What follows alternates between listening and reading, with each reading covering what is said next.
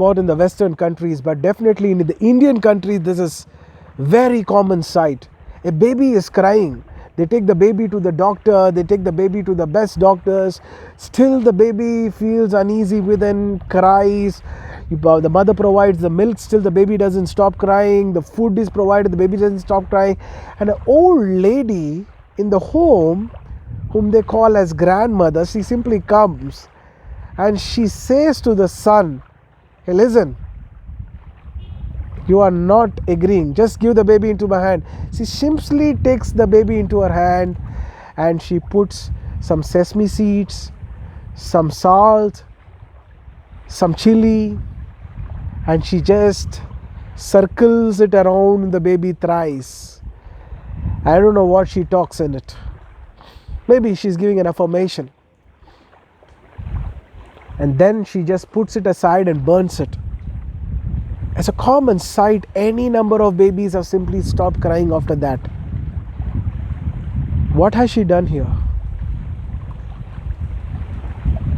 Obviously, you cannot just brush it aside that it is all superstition.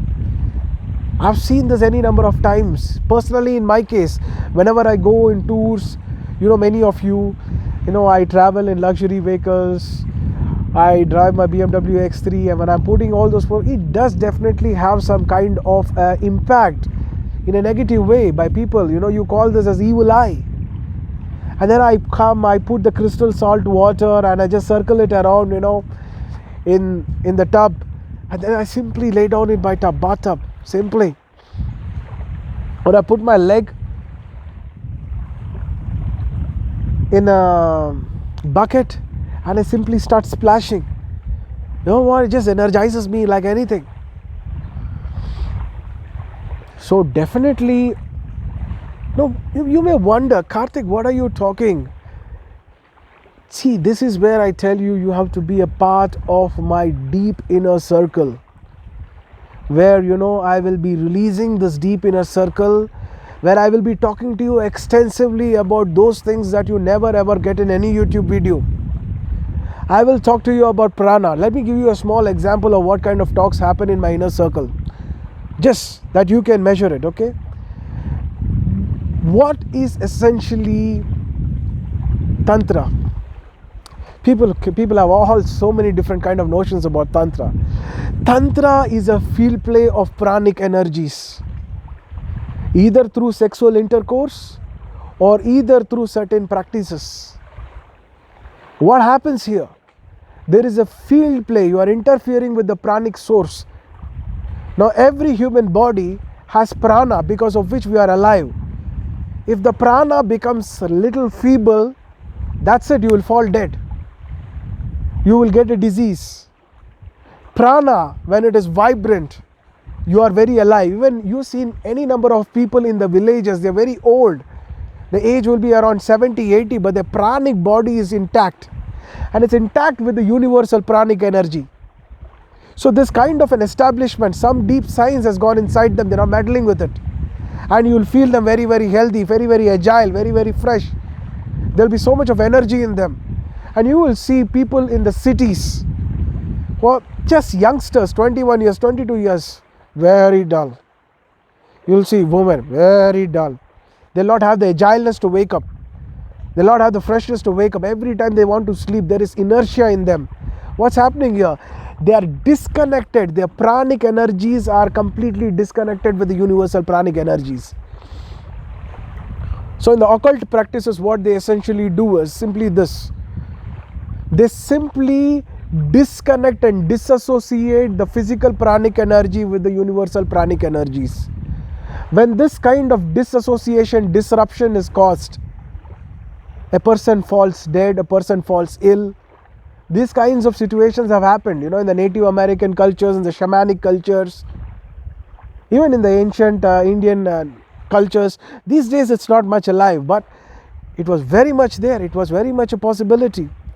Similarly, if a person was sick, pranic healers used to make them completely come alive, come more agile, come more fresh, because of the attunement of the pranic energy system. So there's a whole science behind it. But today, A lot of people have knowledge, textbook knowledge about prana, about chakras. The moment you say chakras, people say 7 chakras. They will not talk about the 108 chakras which are very much alive in the body. They will not talk about the 6 other chakras which are there in the other dimension, in other koshas.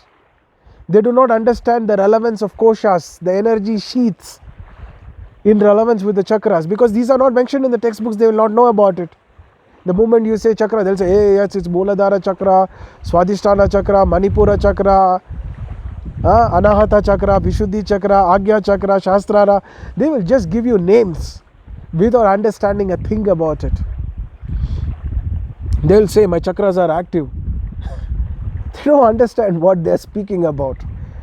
And when lot of people today, unfortunately, have limited their experience of fantastic things just because of knowledge. Because knowledge without an experience is an obstacle in spiritual realm.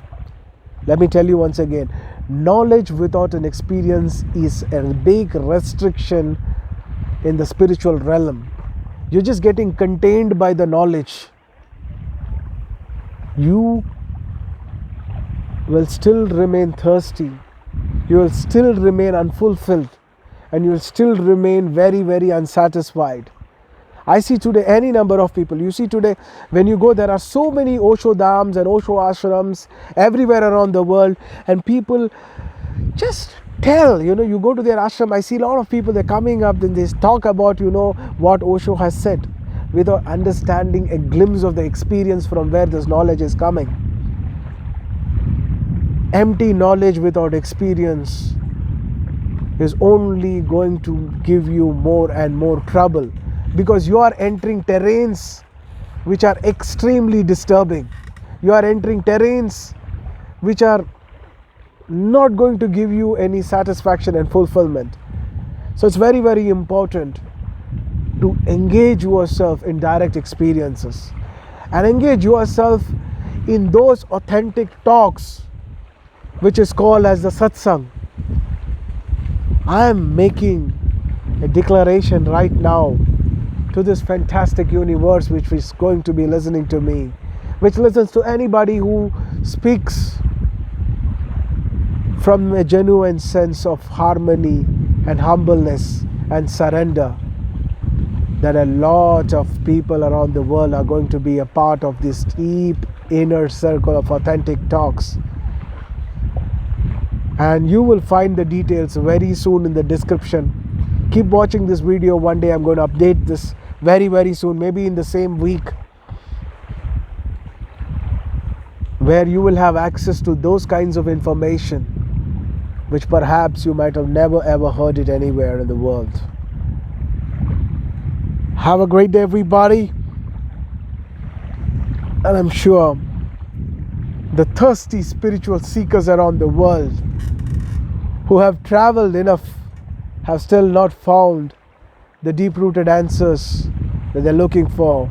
You're going to find that in this inner circle. Authentic talks are going to be a reality.